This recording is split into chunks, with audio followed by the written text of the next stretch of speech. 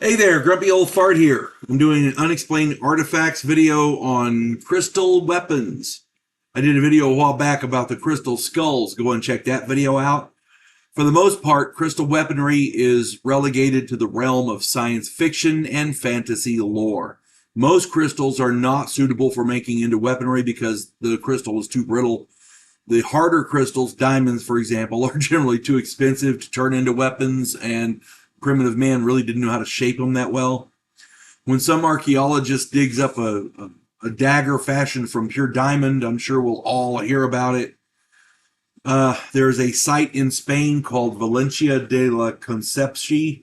It has 25 tombs within the site, and a plethora of crystal weapons were uncovered in the various tombs within. These include a crystal dagger, a dagger blade, and the blade, and numerous arrowheads and other implements. So they found a dagger blade, a buttload of arrowheads, and a bunch of other stuff. Nobody knows what kind of crystal was used or how they fashioned these weapons without cracking them. This is very similar to the crystal skulls. Nobody knows where the crystal comes from. Nobody knows why they used this crystal instead of flint, which is much more common and was plentiful in the area. Here's the kicker. Crystal implements like these are found in various dig sites across southern Iberia, but not in burial sites later than 3000 BC. We're going to get into that. But first, if you enjoy my content, it would really help me out if you would hit the like button, subscribe to my channel, share my content on social media, and post a comment or two. Remember, I welcome your comments, even if you disagree with me. If you enjoy a good book, check out my author page on Amazon. My pen name is H.L. Anderson. You can find all of my books there. I like to think I write good stories that make you think. I wrote a 3-book science fiction Western series called Drifters. I wrote a fun story about a house in New Orleans where the monsters all hang out. It's called The House Off Farrago Road. I wrote a political fantasy called The Righteous President, and I've got 2 so far. I'm working on more. The first one is Vanguard 1. The second one is Task Force Terminus.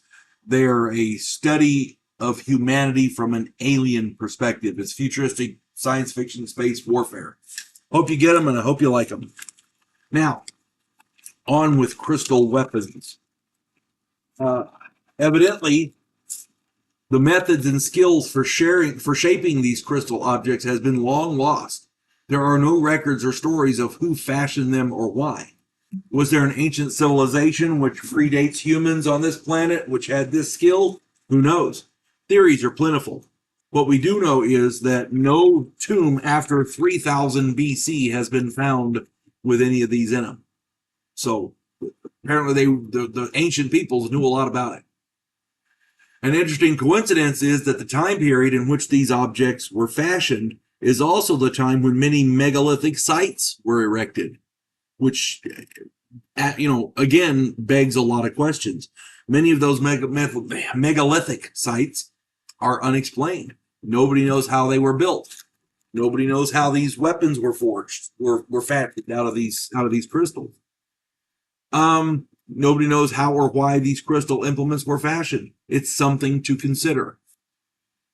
These crystal weapons don't seem to be religious in nature. It's possible, I guess, that the primitives who fashioned the things thought that the crystal held some kind of magic, but who knows? Nobody knows what kind of crystal was used, so nobody knows how durable they are. I can't see anyone actually testing one of these priceless artifacts, so don't plan on any kind of a clarification on this point anytime soon. There are those who seem to think that these items were forged in the mythical kingdom of Atlantis. At this point, I suppose it's possible.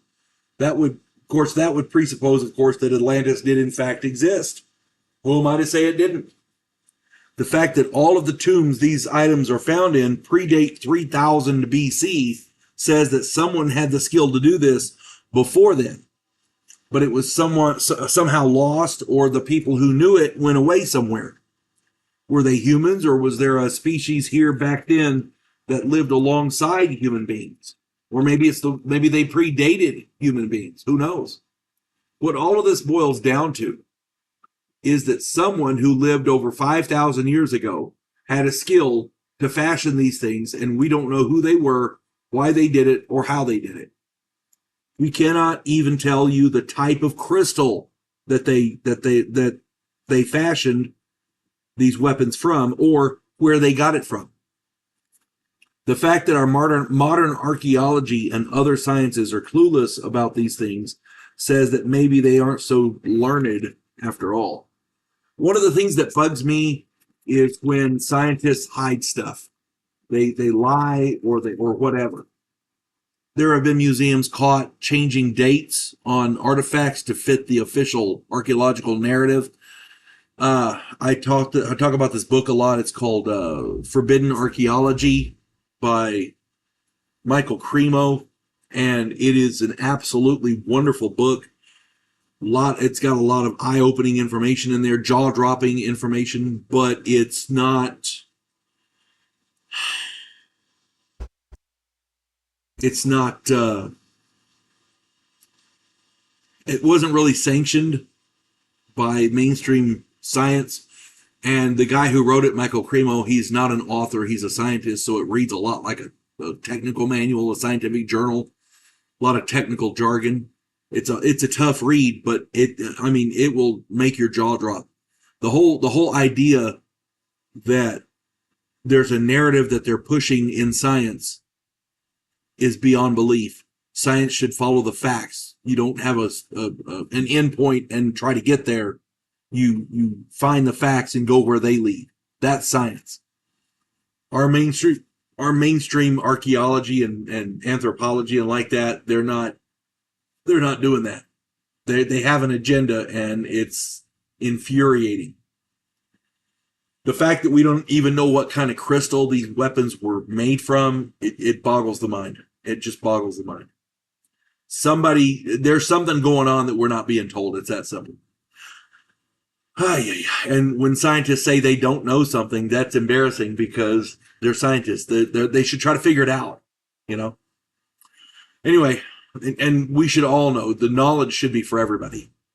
I hope this finds everybody well. You folks have a good one. God bless one and all. There is a house in New Orleans where the monsters all hang out. When the police detective, who happens to be a skinwalker squirrel, uncovers a plot by a paranormal perpetrator, he has to enlist the aid of his fellow housemates. If you enjoy a modern, quirky take on historical mythology, check out my new original novel, The House Off Farrago Road.